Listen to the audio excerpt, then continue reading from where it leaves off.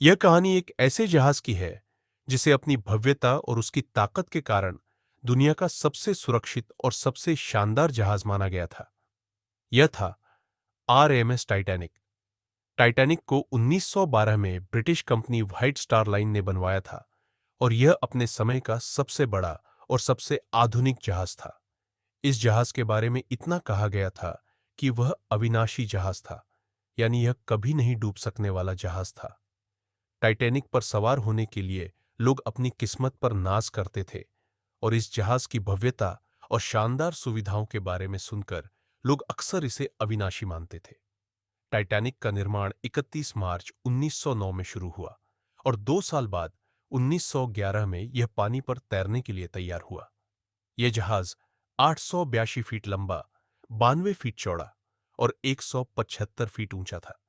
इसकी कुल क्षमता 2200 से अधिक यात्री और क्रू मेंबर की थी, जिनमें से अधिकांश उच्च वर्ग के लोग थे। इसका अंदरूनी हिस्सा किसी महल से कम नहीं था। स्विमिंग पूल, टेनिस कोर्ट, शानदार खाने के कमरे, बगीचे और खूबसूरत स्वीट्स से सजा यह जहाज पूरी दुनिया में एक आदर्श था। 10 अप्रैल 1912 को टाइटैनिक अपनी पहली यात्रा पर साउथैम्पटन, इंग्लैंड से न्यूयॉर्क, अमेरिका के लिए रवाना हुआ। यात्रियों में कई प्रतिष्ठित लोग थे, जैसे कि उद्योगपति जॉन जैकब एस्टोरचार और इसिडोर स्ट्रॉस, जो मैसी के सह संस्थापक थे।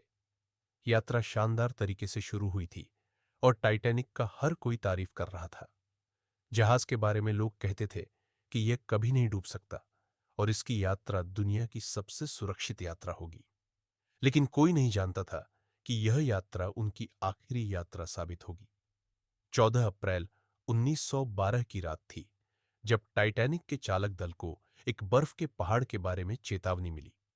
लेकिन टाइटैनिक की गति बहुत तेज थी, लगभग 22 नॉट्स, यानी कि 41 किलोमीटर प्रति घंटा। कप्तान एडवर्ड स्मिथ ने चेतावनी के बावजूद अपनी गति को कम नहीं किया। समुद्र के उस भाग में बर्फीले टुकड़े तैर रहे थे, लेकिन टाइटैनिक को ऐसा कुछ भी होने का अंदाजा नहीं था। तकरीबन रात 11:40 पर जहाज आइसबर्ग से टकरा गया। यह टक्कर बहुत खतरनाक थी और टाइटैनिक के बाएं हिस्से में गहरी दरार डाल दी। पानी तेजी से जहाज में भरने लगा और जहाज का वजन बढ़ने लगा। चूंकि टाइटैनिक की डिजाइन में केवल 16 जलमग्न कंपार्टमेंट्स की योजना बनाई गई थी, जिनमें से 4 भरने से ही जहाज डूब सकता था, पानी ने उन कंपार्टमेंट्स को भर दिया और अब जहाज की स्थिति गंभीर हो गई थी। टाइटैनिक के सवार लोगों को यह समझने में देर हो गई कि उनका जहाज अब डूबने वाला है। क्रू ने जल्दी से जीवन रक्षक नौकाओं को निकालने का प्रयास किया, लेकिन समस्या यह थी कि लाइफबोट्स की संख्या पर्याप्त नहीं थी। जहाज में केवल 20 लाइफबोट्स थे, जबकि उस पर 2200 से ज्यादा लोग सवार थे।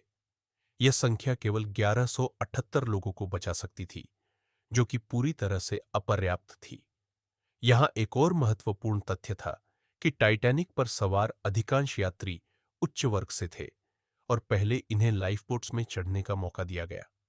महिलाओं और बच्चों को प्राथमिकता दी गई, लेकिन फिर भी यह सुनिश्चित करना असंभव था कि सभी को बचाया जा सके। बहुत से लोग जो बचने की कोशिश कर रहे थे, उनके पास लाइफबोट्स में बैठने की जगह नहीं थी। कुछ लोगों ने समुद्र में कूदने का भी प्रयास किया, लेकिन उस ठंडे पानी में कूदना उनके लिए जानलेवा साबित हुआ।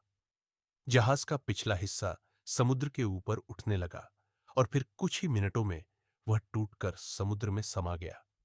टाइटैनिक की डूबने की घटना एक ऐसी त्रासदी बन गई जिसमें 1500 से अधिक लोग अपनी जान गंवा बैठे। टाइटैनिक के डूबने के बाद कारपेथिया नामक एक और यात्री जहाज जो पास में ही था, मदद के लिए भेजा गया। यह जहाज करीब 4 बजे सुबह टाइटैनिक के बचे हुए यात्रियों तक पहुंचा। लगभग 400 लोगों को समुद्र से बाहर निकाला गया, लेकिन फिर भी 1500 लोग उस ठंडे पानी में डूब गए थे।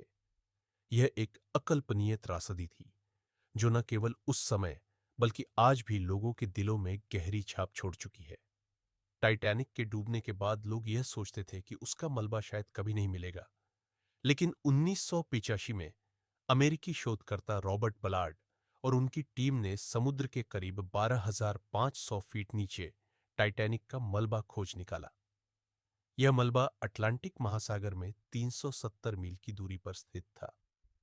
मलबे की खोज ने इस दुर्घटना से जुड़े कई अनसुलझे सवालों का हल दिया और उस त्रासदी को फिर से लोगों के सामने लाया। टाइटैनिक की कहानी के बारे में कई मिथक भी फैल गए थे। कुछ लोग कहते थे कि टाइटैनिक को अविनाशी माना गया था और वह कभी नहीं डूब सकता था, जबकि यह सच्चाई नहीं थी। जहाज की डिजाइन में कई खामियां थी, जैसे लाइफबोट्स की कमी और अन्य सुरक्षा उपायों का अभाव। जब डूबने की स्थिति आई, तो लोग जीवन रक्षक नौकाओं का सही तरीके से उपयोग नहीं कर पाए। इसके अलावा एक और मिथक था कि केवल अमीर लोग ही बचाए गए, लेकिन यह भी सही नहीं था। हाँ, शुरुआत में कुछ अमीर लोगों को प्राथमिकता दी गई थी, लेकिन कई गरीब लोग भी बचने में सफल हुए थे। टाइटैनिक की कहानी एक ऐतिहासिक त्रासदी के रूप में हमेशा याद रखी जाएगी। इस घटना ने यह सिखाया कि अत्यधिक आत्मविश्वास और तकनीकी नवाचार कभी-कभी खतरनाक हो सकते हैं। टाइटैनिक ने हमें यह समझाया कि सुरक्षा सबसे पहले होनी चाहिए और किसी भी चीज को अविनाशी मानने का मतलब अपनी जान को खतरे में डालना है। यह घटना समुद्री यात्रा के इतिहास का एक महत्वपूर्ण हिस्सा बन गई और आज भी इस त्रासदी की यादें दिलों में गहरी है।